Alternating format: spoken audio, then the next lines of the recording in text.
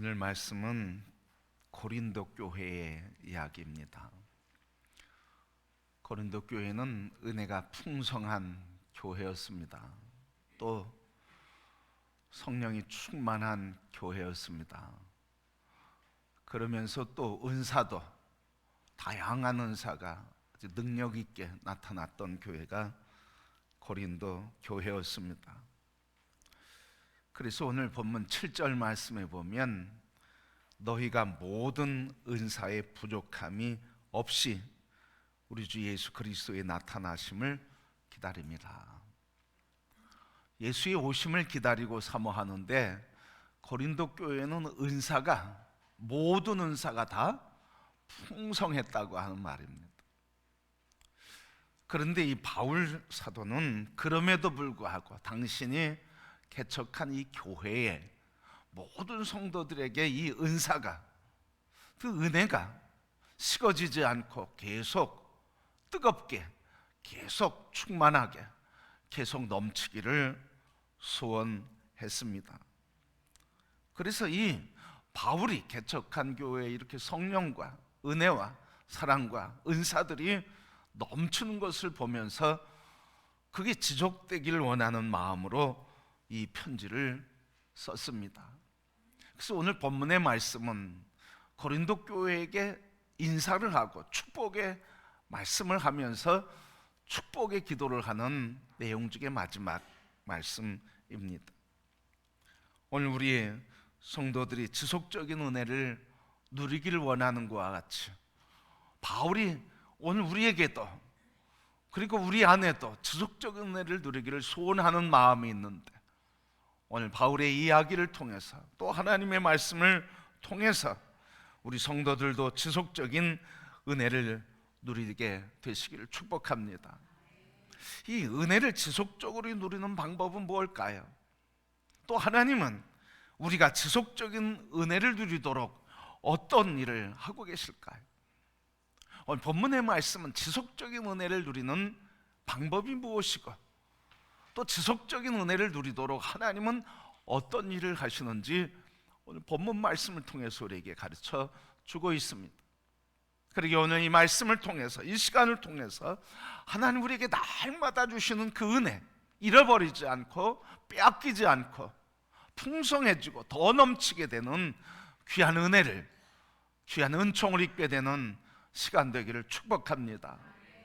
자, 그러면 오늘 본문 말씀에 하나님께서 우리에게 지속적인 은혜를 누리도록 하시는 방법과 우리는 그 은혜를 누리는 길이 무엇일까? 오늘 8절 말씀 보면 주께서 너희를 우리 주 예수 그리스도의 날에 책망할 것이 없는 자로 끝까지 견고하게 하시리라 그렇게 말씀했습니다.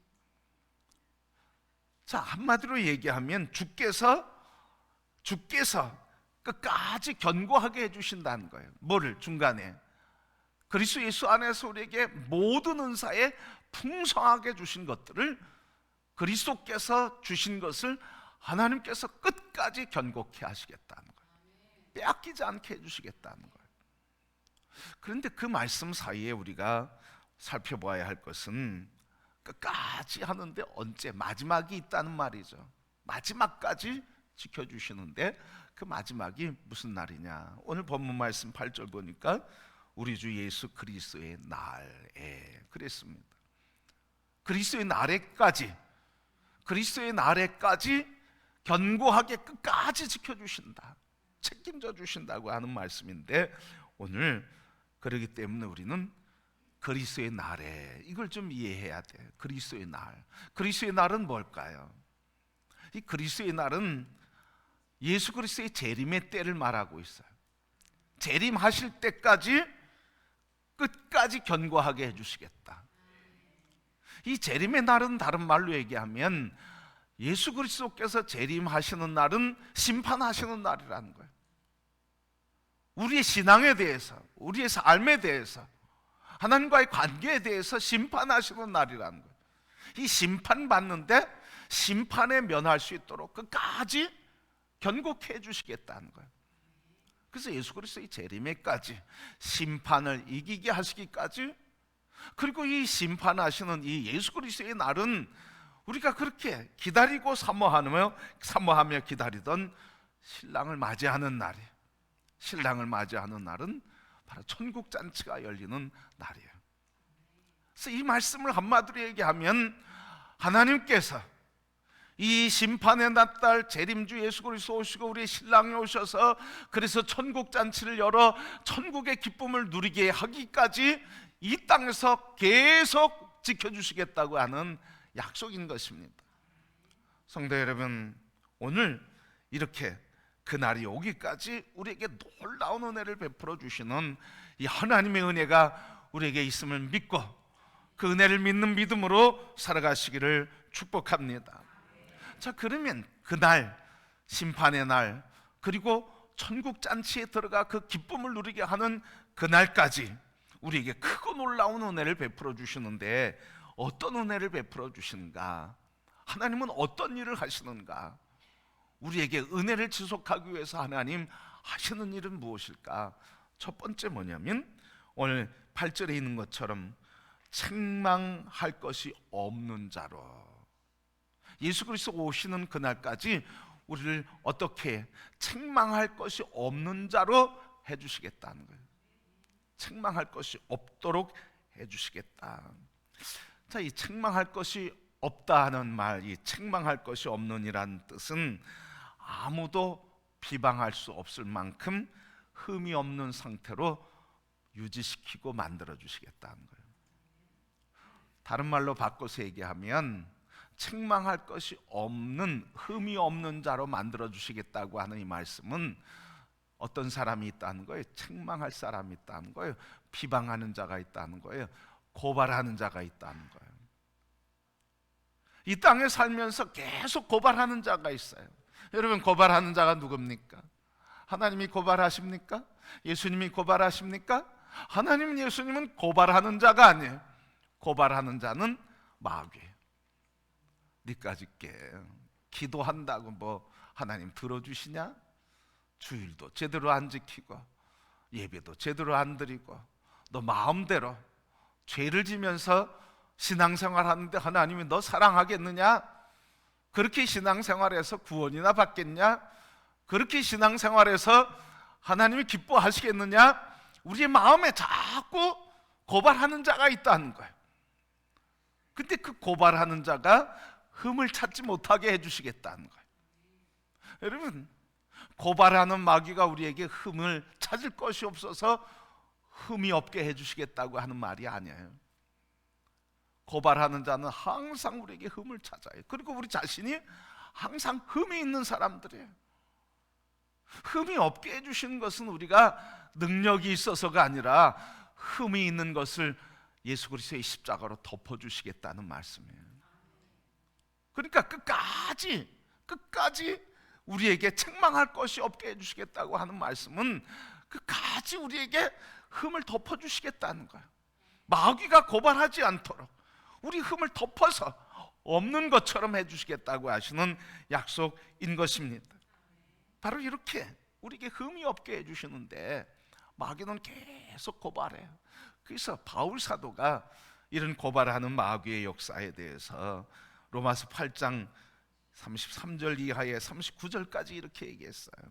누가 능히 하나님께서 택하신 자를 고발하리요? 누가 정죄하리요? 누가 우리를 그리스도의 사랑에서 끊으리요? 누가 우리를 이 사랑에서 끊으리요? 끊을 수 없느니라. 우리는 넉넉히 이기느니라. 우리 주 예수 그리스도로 말미암아서 넉넉히 이긴다고 계속해서 말하고 있습니다. 마귀가 우리를 고발해서 사랑에서 끊으려고 할지라도, 우리를 정죄할지라도 우리를 넉넉히 이기게 하시는데 예수 그리스도 안에 있게 하셔서 이기게 해주시고 흠이 없게 하시고 우리를 사랑해 주시겠다고 하시는 말씀입니다.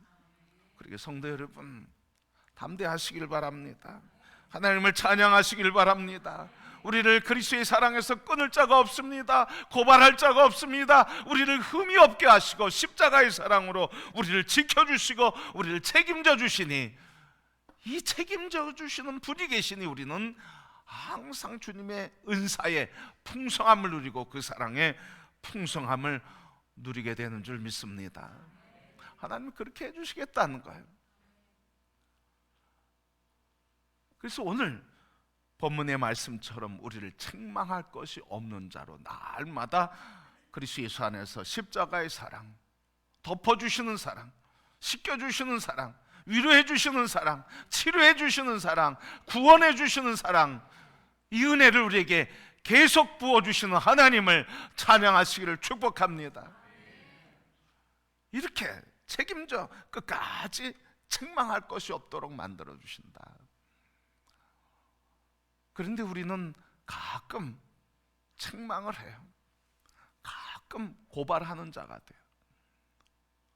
우리 자신을 고발해요, 여러분. 우리 자신을 책망해요. 아니, 우리 자신을 책망하지 않고 사랑해 주시고 용서해 주시고 우리를 치료해 주시고 구원해 주시고 덮어 주시는데 우리는 우리 자신을 책망해요. 자기 자신을 비하해. 자기 자신을 비난하고 조롱해. 자기 자신을 자꾸 억압해요. 내까지 있게. 여러분, 우리 자신을 자꾸 학대하는 사람이 있습니다. 또 자기 자신을 학대하는 사람이 또 다른 사람도 학대합니다.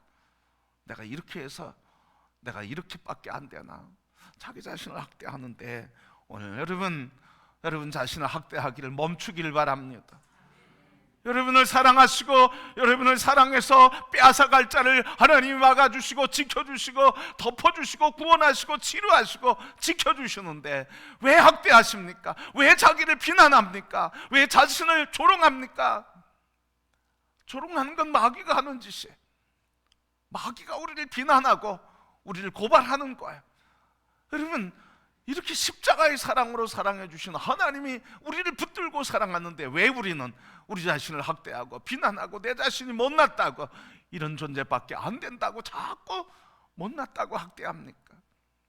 다 누구 짓이에요? 마귀에게 우리가 붙들리면 그렇게 된다는 거예요. 여러분, 오늘 우리 자신을 사랑해서 끊지 않으시고 지켜주시고 죽음에서도 우리를 끊지 않으시고 살리시고 넉넉히 이기시며 정죄하지 않으시고 고발하지 아니하시는 예수님의 사랑이 내게 있음을 기억하시고 나를 사랑하시기를 축복합니다. 여러분 자신을 사랑하세요. 다른 사람을 사랑하세요. 다른 사람을 자꾸 고발하는 사람이 있어요. 비난하는 사람이 있어요. 뭐 잘못된 것만 찾아서 얘기하는 사람이 있어요. 여러분, 인간적으로는 잘못된 거 있고 보이죠. 그러나 예수의 사람은 잘못된 걸 얘기하는 사람이 아니야. 사랑하고 축복하는 사람이죠. 가정에서 부부가 늘 비난해 보세요. 상대방의 잘못된 것을 찾아서 그걸 얘기해 보세요. 여러분, 그 가정은 행복하지 않아요. 그 가정은 깨진 가정이에요. 같이 있어도 깨진 가정이에요. 우리 그리스도인들은 바로 오늘 하나님께서 우리에게 그 은사의 풍성한 것을 누리도록 항상 우리에게 책망할 것이 없도록 예수 그리스도의 사랑을 부어주시고 지켜주시는 이 하나님의 사랑을 누리면서 나를 사랑하고 하나님의 사랑을 나누는 성도들이 되기를 축복합니다. 이 사랑을 누리게 하나님 해 주시는 거예요. 그래서 여러분, 우리 이 하나님께서 책망할 것이 없도록 도우시는 그 사랑을 늘 감사하면서 그 이름을 높이 영광 돌리는 성도들이 되기를 축복합니다. 근데 이 일을 하나님은 중단하지 않으시겠대요. 우리 사람은 중단하죠. 사랑하다가도 기대했다가도 믿었다가도 자꾸 실망을 주면 포기하죠. 실망을 주면 믿지 않죠. 실망을 주면 내려놓죠. 그런데 하나님은 포기하지 않으신대요. 오늘 말씀해 보니까 8절 말씀 후반에 보니까 그렇게 말씀하시잖아요. 책망할 것이 없는 자로 끝까지 견고하게 해주시겠다. 끝까지 견고하게 해주시겠다고 한 건 뭐래요?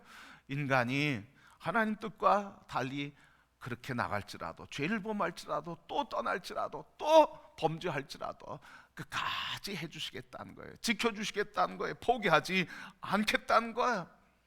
끝까지 견고하게 하시겠다 하는 이 말은 그리스도의 날에 하나님께서 확고하게 확증해 주시겠다. 그리스도의 날, 심판의 날에 하나님께서 확증해 주시겠대요. 이는 내가 사랑하는 사람이다. 이는 십자가의 보혈로 사신받은 나의 사랑하는 내 것이라고 확증해 주시겠대요. 끝까지 책임져 주시겠대요. 여러분, 요즘 사회에서 다른 말로 이야기하면 이 말을 하나님께서 우리를 끝까지 서비스해 주시겠대요. 물건 파는 사람이 물건 팔고 끝난 게 아니고, 물건 파는 뒤에 물건이 고장나도 끝까지 고쳐서 쓰게 하고, 고쳐서 못 쓰면 바꿔라도 주시겠다고 하는 말씀이죠. 그러니까 하나님께서 우리를 버리지 않고 끝까지 고쳐주시고 치료해 주시고, 그리고 못 쓰면 다시 만들어 주시고 재창조하셔서 끝까지 책임져 주시겠다. 그러니 여러분, 우리가 때로는 넘어지고 실수하고 범죄하고 하나님을 아프게 할지라도 포기하지 않고 끝까지 책임져 주시는 그분이 나에게 계시며, 끝까지 책임져 주시는 하나님이 계심으로 인하여 감사하고, 우리가 연약하고 넘어질 때 그때 주님께 돌아가고 주님을 바라보는 성도들이 되기를 축복합니다. 이게 얼마나 놀라운 은혜야. 끝까지 책임져 주신 하나님, 끝까지 서비스해 주시는 하나님, 고장나도 사후 수리해 주시며 끝까지 붙잡아 주셔서 책임져 주시고 나의 삶을 보증해 주신 하나님, 그 하나님이 나의 하나님을 믿습니다. 이 하나님이 책망할 것이 없도록 끝까지 책임져 주신다. 그러기에 여러분, 저는 끝까지 놓지 않고 책임져 주신 이 하나님의 사랑을 우리에게 주셨으니 여러분 늘 하나님을 감사하고 찬송하시기를 축복합니다. 그래서 하나님께서는 이렇게 우리를 끝까지 책망할 것이 없는 자로 끝까지 책임져 주시고, 그리고 십자가의 보혈로 우리를 보증해 주시겠다고 하는 거예요. 그럼 우리가 할 일은 뭘까요? 우리는 아무것도 안 하고 가만히 있으면 될까요? 그런데 우리가 할 일이 있대요. 그게 9절 말씀이에요. 우리가 할 일은 뭐냐면, 너희를 불러 그의 아들 예수 그리스도 우리 주와 더불어 교제하게 하시는 하나님은 미쁘시다. 우리가 할 일이 있는데, 그 할 일이 있는데 먼저 하나님이 너희를 부르사 우리로 하여금 할 일을 하게 하시겠다는 거예요. 우리를 부르시는 이유가 뭘까요? 오늘 9절 말씀에 우리를 부르시는 목적이 있는데, 그것은 뭐냐면 그 아들 예수 그리스도와 더불어 뭐 하게 하시기 위해서?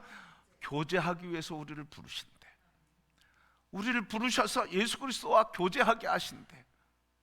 그러니까 하나님은 우리를 보증해 주시고 끝까지 책임져 주시는데, 이 보증 기간이 유효하게 하는 것, 보증 수리가 되게 하시는 사람의 노력이 있어야 되는, 사람의 수고 순종이 있어야 되는데, 그것은 바로 보증이 되신 예수 그리스도와 함께 교제하는 것.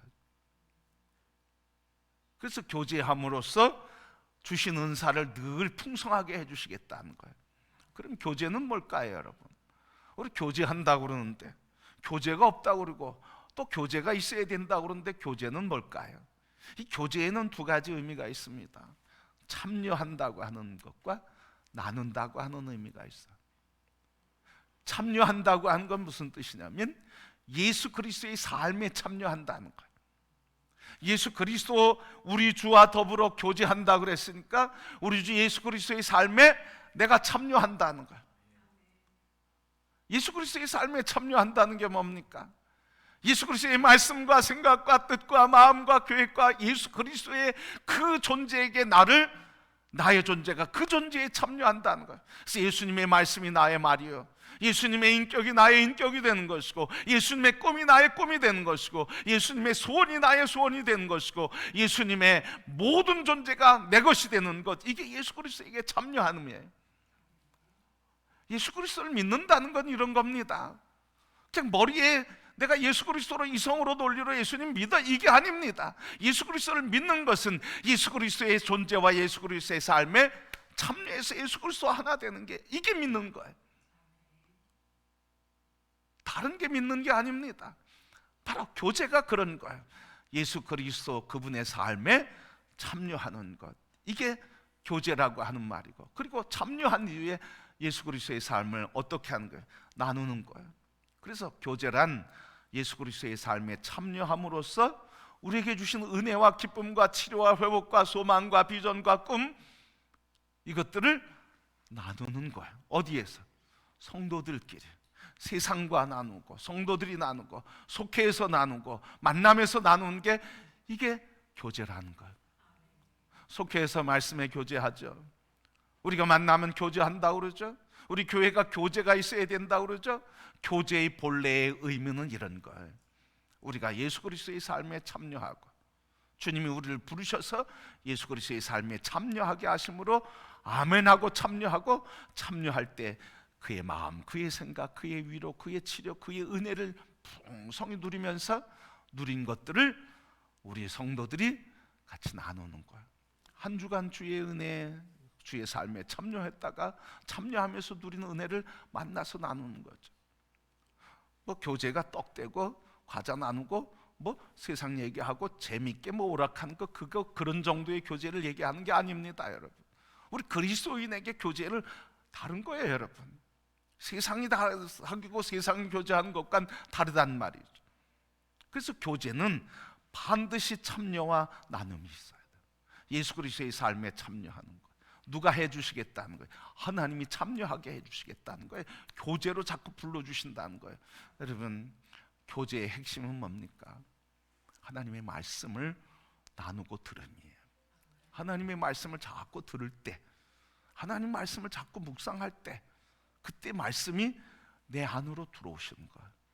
내 안에 들어와서 그 말씀에 의해서 나도 내 의지도 상관없이 그 말씀이 내 의지를 휘어잡아 그의 말씀이 나의 생각을 움직여, 그의 말씀이 나의 감정을 움직여, 그가 나를 움직이는 역사, 이게 바로 하나님의 임재의 사건이고 하나님이 우리를 교제케 함으로 일어나는 축복의 사건입니다.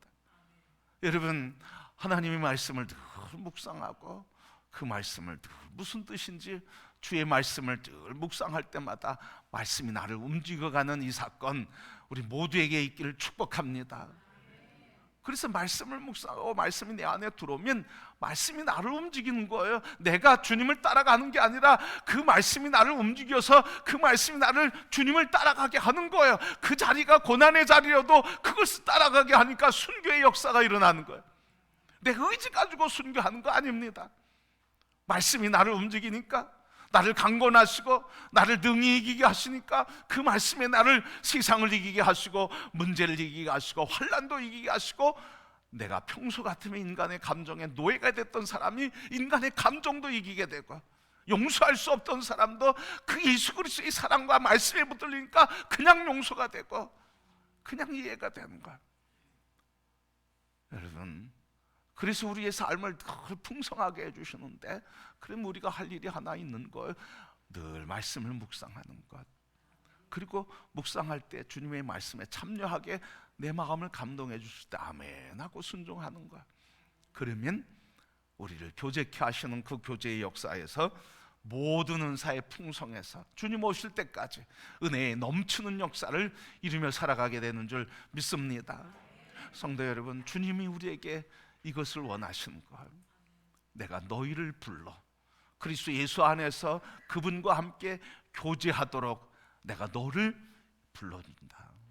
그러니 너희는 내가 너희를 불러 교제케 하는 이 역사의 삶에 늘 참여해서 주님의 말씀을 너의 묵상하고 그것을 듣고 그것이 내 마음속에 내 주인이 되도록 허락해라. 그러면 너는 은혜의 풍성한 삶을 살게 될 것이다. 우리 성도 여러분, 이제 우리에게 날마다 주시는 은혜, 그 은혜에 늘 감사하며 그 은혜 중에 은혜, 주님과 교제하도록 인도하시는 은혜를 꼭 기억하시고 우리를 끝까지 은혜에 흔들리지 않도록 우리를 지켜주시는 하나님의 은혜 속에서 주님 오실 때까지, 천국 잔치에 참여하기까지 그 은혜의 풍성함과 기쁨의 감격 속에 승리의 믿음을 살아가는 모든 성도들이 되기를 주님의 이름으로 축복합니다.